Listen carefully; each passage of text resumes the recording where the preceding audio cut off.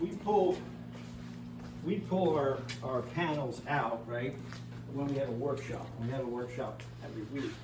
And what we do is we turn on these lights in here, and people will say, oh, I have that kind of pointing on my house or whatever. And we teach how you do these different, stucco over stone and how you do it. And then, so what we have here, this material you see on top is a material you can repair brownstone buildings with. So you can kind of zoom in on the texture of that a little bit. And these were a class we just had on the product called Lithomix for repairing brownstones and bricks.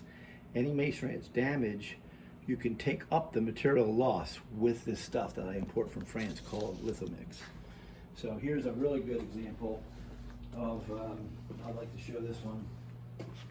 See, I'll take your camera from you and I'll zoom in on it here. This is like, we'll show people how you place the material and tool it, because they'll have historically chiseled margins and there's different textures. And so if you go in the city and you see an old brownstone and it's all eroded and falling apart, you have a way to refurbish it without replacing all the stones with our product that we sell, the Lithomix. How do you get the word out that you're here? Because there's so many brownstones people are purchasing right now in Manhattan. I know. And oh really, my gosh. I really need to get the word out. And I am like a Horton Hero Ho, like nobody, because I'm a tradesperson and I was only acquiring these materials to do my own work better. I was not going to light the world on fire.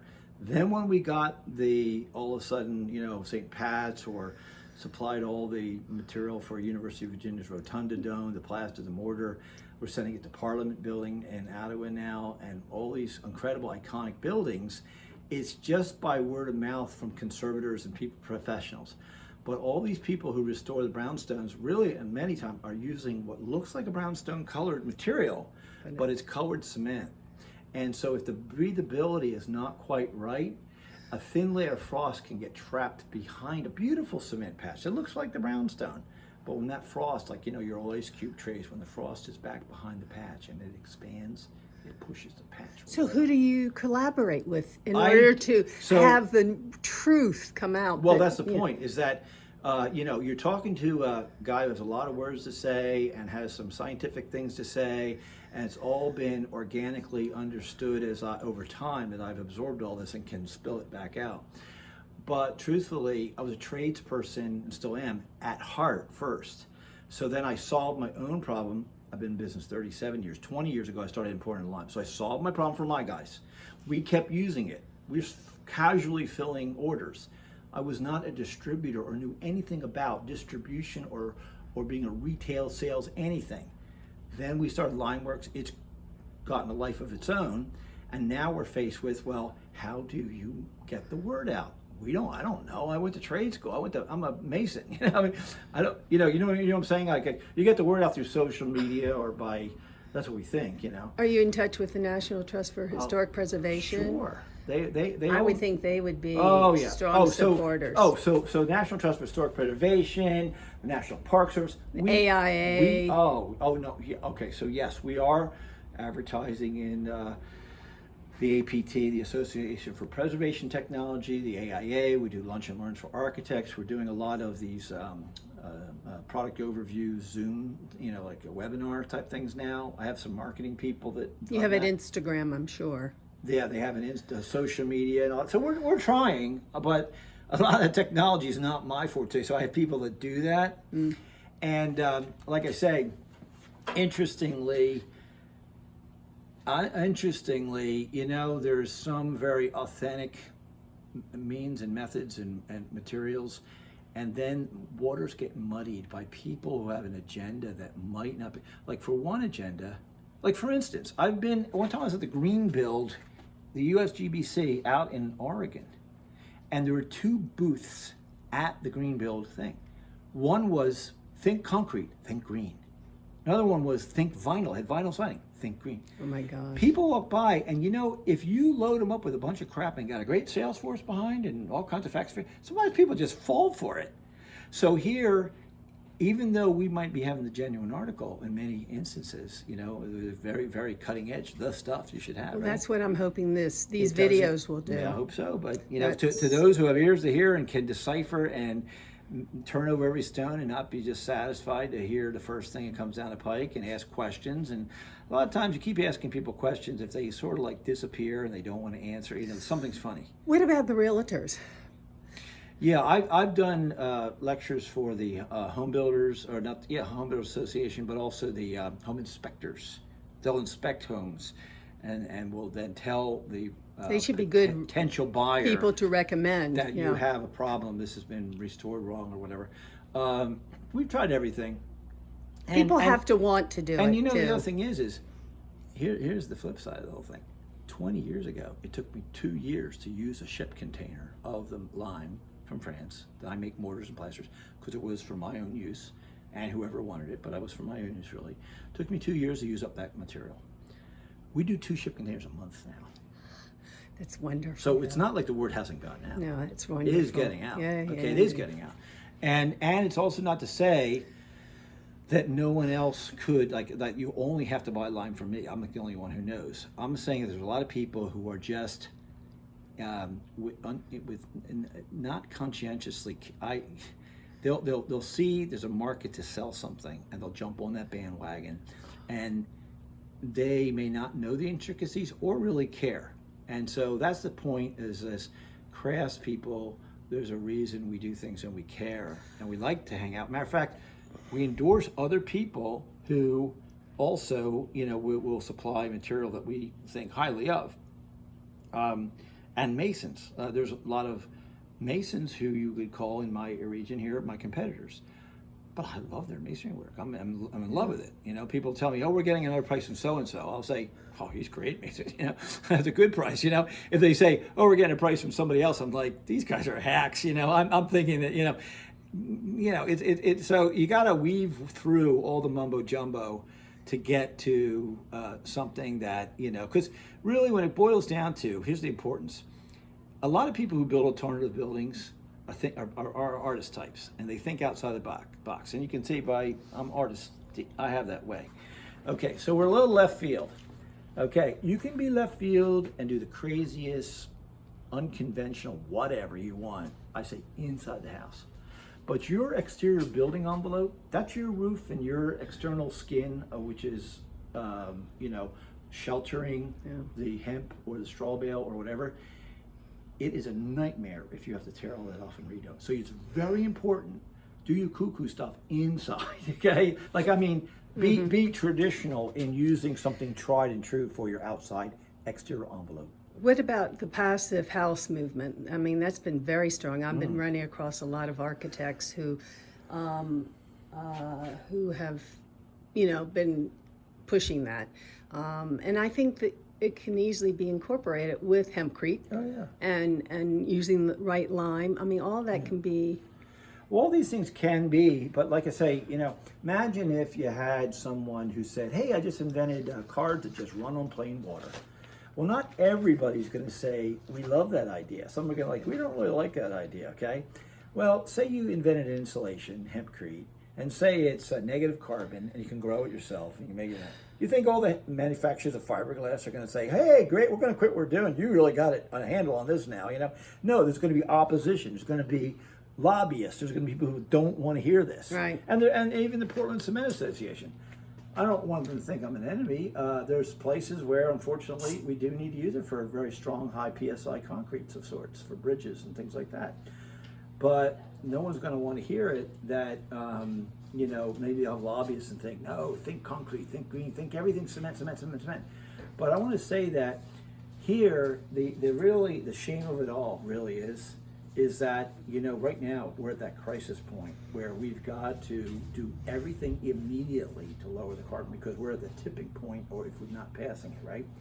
So the thing is, it should almost be legislated that anything that's not super high PSI required to use a lower embodied material, because we only have a short time. So whoever, if the cement, important cement associations or lobbyists of any kind say, we're going to kill you, you little bug, and we're going to be king of the hill. Well, you be king of the hill, and we'll all be dead the next day. You're like, what would it make sense to be king of the what hill? The hill's done, you know what I mean? And so this is exponentially increasing these greenhouse gases, and so to lower the carbon footprint. And I say the same thing I say about, like, people say, oh, is there God? And I'm going to don't talk to me about God, right?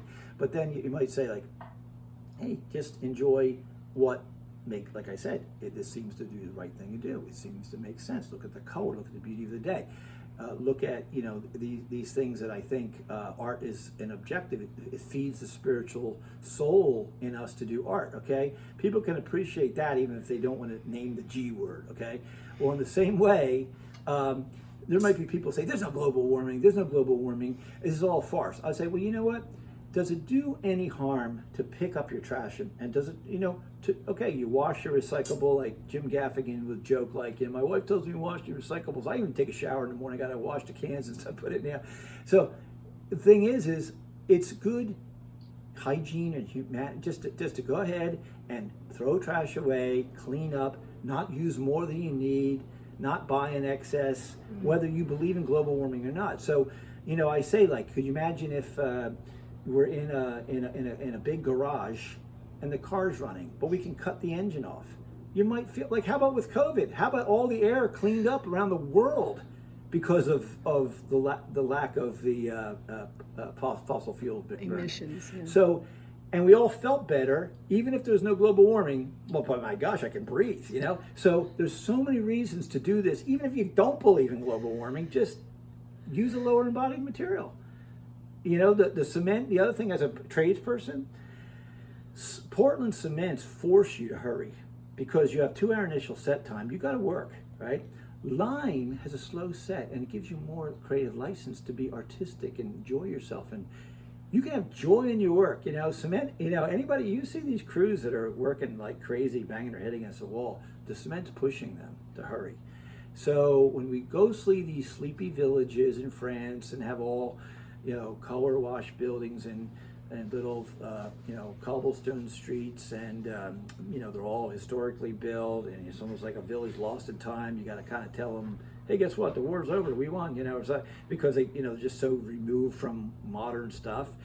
Really, it's cement and things that have forced us and get us going this high-speed thing that's supposedly quality of life's improved, and really, a lot of us are miserable. And if we made $1 billion, we'd move to Tuscany or something, We want to live close to the earth. So, funny thing is had we not invented cement and the ability to speed up the strength and the fast and how quick we can pour instant rock everywhere, we would probably live in a dream. And so, lime is a key to getting back to slowing it down. It's one of the keystones in construction. It is. It's lifeblood. We often liken it to the lifeblood in masonry buildings is the mortar and the lime. Yeah. And then combined with the hemp and the water. Yeah. But just because it's too good to be true doesn't mean everybody's going to jump on that bandwagon with you. It's interesting because as I go across the country and just talk to people in stores that I patronize, maybe for the first time, and I tell them I share what I'm doing, and they look at me strangely. What? I've never heard of that. And then they're intrigued. Oh yeah. And I share information, and they love it. It's plus we have children and possibly grandchildren, and they're going to be inheriting what we leave. If they're worth the if they're yeah, it exactly. is, and that's why at my age we've decided that in the legacy part of our life, the best thing we can do is pass the baton and try to birth another generation of craftspeople, but also to preach and teach about what is sustainable living, sustainable and preserving, being a good steward for the built environment and the natural environment. Because if it falls on deaf ears and no young people want to hear us, my argument to them is, hey, you don't have to listen to us, but it is your world you're inheriting, and we're trying to pass this baton to you, so they don't say all of our forefathers just bulldozed everything. We're trying to be those fathers that did the right thing. Well, it's interesting when I went on your website, and I totally 100% agree what you just said, that you did the rotunda, and I love the walls, the brick serpentine walls there. My family lived in Charlottesville for 20 odd years, so we always walked the grounds there. And that Jefferson grew hemp, and that you worked on Mount Vernon, President Washington's home, and he also grew hemp. Well, I mean, it's like a circular. Colonists were required. If you had a certain amount of acreage, you were actually required to have hemp being grown for a certain percentage of that, because it was a staple of everyday requirement for textiles and materials you need. Textiles and for rope, and so many, and paper. Yeah. I mean, it So goes it's coming on back. and on. That would come back. The industrial hemp will come back, and the CBD oil might be hyped up somewhat. Maybe it's good. I don't know. But the point is that nobody can argue that for a textile, bast fiber. What is hemp? Industrial hemp. It is, the baby was thrown out with the bathwater when they threw out the marijuana, threw out the industrial hemp. That's ridiculous that happened. So there you go, lobbyists, paper producers probably thinking, we think that's bad too, So. Well, our Constitution, some of it's written on hemp paper. Oh, yeah. So one of the first American flags was made with hemp fiber. I mean, people, but it's the lack of knowing.